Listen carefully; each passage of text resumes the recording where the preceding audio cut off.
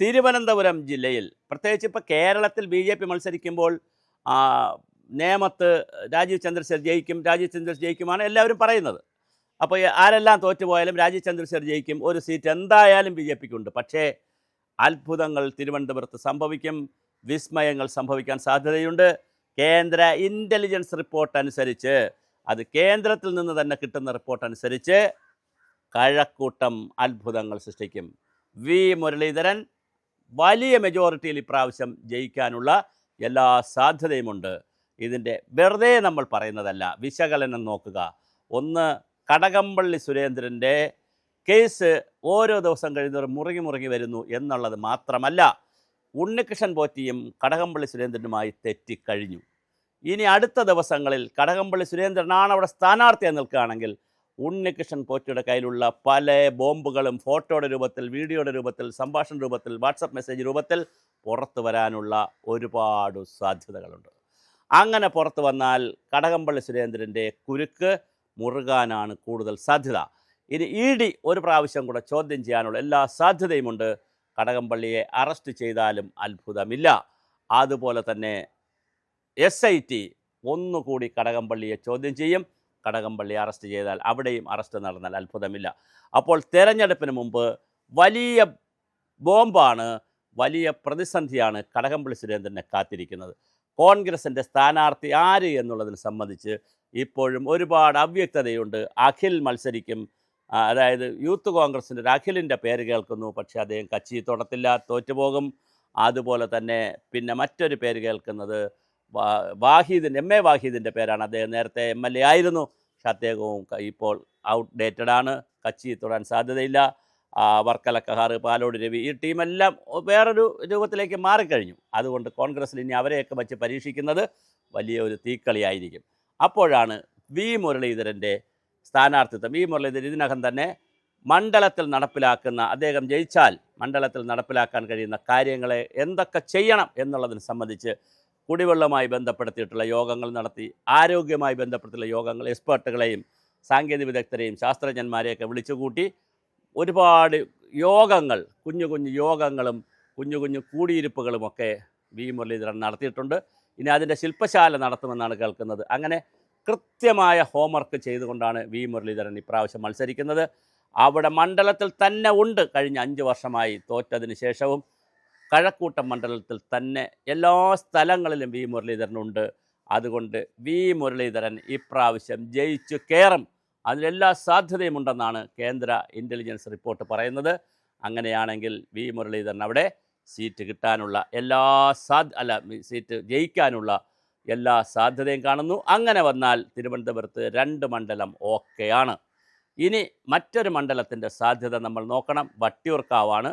വട്ടിയൂർക്കാവിൽ മുരളീധരനും ശക്തനായ സ്ഥാനാർത്ഥിയാണ്, VK പ്രശാന്തും ശക്തനാണ്. 2 ശക്തന്മാരായ സ്ഥാനാർത്ഥികളുടെ ഇടയ്ക്ക് നിൽക്കുന്ന ശക്തയായിട്ടുള്ള, മോശമല്ലാത്ത, വളരെ ശക്തിയായിട്ടുള്ള ശ്രീലേഖയ്ക്ക് ജയിച്ചു കയറാൻ പറ്റുമോ? അടുത്ത ചോദ്യം. മറ്റൊരു പ്രധാനപ്പെട്ട ചോദ്യമാണ്, തിരുവനന്തപുരം സെൻട്രലിൽ ഇതുവരെ BJPക്ക് കാൻഡിഡേറ്റ് ആരെന്ന് വന്നിട്ടില്ല. പല പേരുകളും കേൾക്കുന്നുണ്ട്. വിജയൻ തോമസിൻ്റെ പേരാണ് പിന്നെ LDFിൽ കേൾക്കുന്നത്, UDFിൽ കേൾക്കുന്ന CP ജോണിൻ്റെ പേരാണ് കേൾക്കുന്നത്, CMPയുടെ. എന്നാൽ BJPയിൽ ആരാണ് നിൽക്കുക എന്നറിയില്ല. ശ്രീശാന്ത് ക്രിക്കറ്റ് താരം മത്സരിച്ചു, തോറ്റുപോയി, കച്ചി തൊട്ടില്ല. കൃഷ്ണകുമാർ കഴിഞ്ഞ പ്രാവശ്യം മത്സരിച്ച് തൊട്ടില്ല. 2 പ്രാവശ്യം സെലിബ്രിറ്റികളാണ്. ഇനി ഇപ്രാവശ്യം കൃഷ്ണകുമാർ ആയിരിക്കുമോ കരമന ജയനായിരിക്കുമോ എന്നറിയില്ല. രണ്ടായാലും അവിടെ തിരുവനന്തപുരം സെൻട്രൽ കടുത്ത മത്സരം നടക്കുന്ന ഒരു പ്രദേശമാണ്.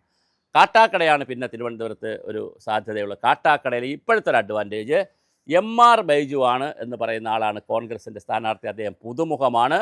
ആ ഒരു അഡ്വാൻറ്റേജ് PK കൃഷ്ണദാസിന് കിട്ടാൻ സാധ്യതയുണ്ട്. കൃഷ്ണദാസ് കഴിഞ്ഞ പ്രാവശ്യം അവിടെ നിന്ന് 30% വോട്ട് പിടിച്ചിട്ടുണ്ട്. ഇപ്പോഴും അദ്ദേഹം 30% കൂടുതൽ വോട്ട് പിടിക്കും.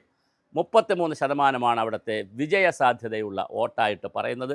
IB സതീഷിൻ്റെ വോട്ട് പറയുന്നത് 35%. ഇത് പല പഠനങ്ങൾ വന്നിട്ടുണ്ട്. IB Satheesh 35, 33 Congress, 30-31 BJP. ഈ 31 എന്നുള്ളത് 33 ആക്കാൻ കഴിഞ്ഞാൽ BJP 2ാം സ്ഥാനത്തേക്ക് കയറും. 34 ആക്കാൻ കഴിഞ്ഞാൽ തീർച്ചയായിട്ടും IB സതീഷിനെ വെട്ടി അവിടെ BJPക്ക് വരാൻ കഴിയും. ഇതൊരു വലിയ കാൽക്കുലേഷനാണ്. കാൽക്കുലേഷനുകളെല്ലാം ശരിയായി വരണമെന്നില്ല. ഇലക്ഷനിൽ എല്ലാ കാൽക്കുലേഷനും ശരിയായി വരണമെന്ന് ഒരു നിർബന്ധമില്ല. പക്ഷേ ചില കാൽക്കുലേഷൻസും ചില അന്തർധാരകളുമൊക്കെ ഇപ്രാവശ്യം തിരുവനന്തപുരം ജില്ലയിൽ നടക്കാൻ സാധ്യതയുണ്ട്. അങ്ങനെയാണെങ്കിൽ അതിലേറ്റവും പ്രധാനപ്പെട്ട ഒരു മണ്ഡലമായി വി മുരളീധരൻ്റെ കഴക്കൂട്ടം മാറുകയാണ്. കഴിഞ്ഞ പ്രാവശ്യം കോൺഗ്രസിന് വേണ്ടി മത്സരിച്ചത് ഡോക്ടർ SS ലാലാണ് മത്സരിച്ചത്. SS ലാൽ ഇപ്പോൾ വർക്കലയിലേക്ക് പോയിരിക്കുകയാണ്. വർക്കലക്കാരനുമല്ല, ചിറയൻകീഴുകാരനായ വി ജോയിയാണ് വർക്കല പോയി നിന്ന് കഴിഞ്ഞ പ്രാവശ്യം CPM-ന് വേണ്ടി ജയിച്ചത്. ഇപ്പോൾ SS ലാലിൻ്റെ പേരും കേൾക്കുന്നുണ്ട്, വർക്കല കഹാറിൻ്റെ പേരും വർക്കലയിൽ കേൾക്കുന്നുണ്ട്. അപ്പോൾ ഇനി കഴക്കൂട്ടത്തേക്ക് തന്നെ തിരിച്ചു വന്നാൽ MA വാഹിദാണോ കോൺഗ്രസിൻ്റെ സ്ഥാനാർത്ഥി, അതോ അഖിൽ എന്ന് പറയുന്ന യൂത്ത് കോൺഗ്രസിൻ്റെ ചെറുപ്പക്കാരനാണോ, ആരാണെന്നറിയില്ല കോൺഗ്രസിൻ്റെ സ്ഥാനാർത്ഥി. അതേസമയം കടകംപള്ളി സുരേന്ദ്രനാണ് കൃത്യമായി തെരഞ്ഞെടുപ്പിൽ നിൽക്കുന്നത്.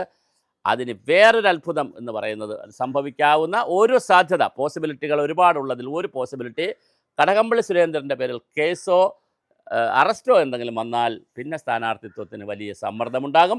അങ്ങനെയായാൽ CPM പുതിയ ആളിനെ കണ്ടുപിടിക്കേണ്ടി വരും. എന്തായാലും വളരെ രസകരമായിട്ടുള്ളൊരു തെരഞ്ഞെടുപ്പാണ് കഴക്കൂട്ടത്ത് നടക്കുന്നത്. കഴക്കൂട്ടത്തിൻ്റെ മനസ്സ് അല്ലെങ്കിൽ കഴക്കൂട്ടത്തിൻ്റെ അണ്ടർഗ്രൗണ്ട്, കഴക്കൂട്ടത്തിൻ്റെ ഉപബോധ തലം അല്ലെങ്കിൽ പിന്നെ അധോ മണ്ഡലമെന്നോ അല്ലെങ്കിൽ അതിൻ്റെ ഉൾക്കാമ്പെന്നോ ഉൾക്കരുത്തെന്നോ അല്ലെങ്കിൽ മണ്ഡലത്തിലെ ജനങ്ങളുടെ മനസ്സെന്നോ ഒക്കെ നമുക്ക് പറയാം.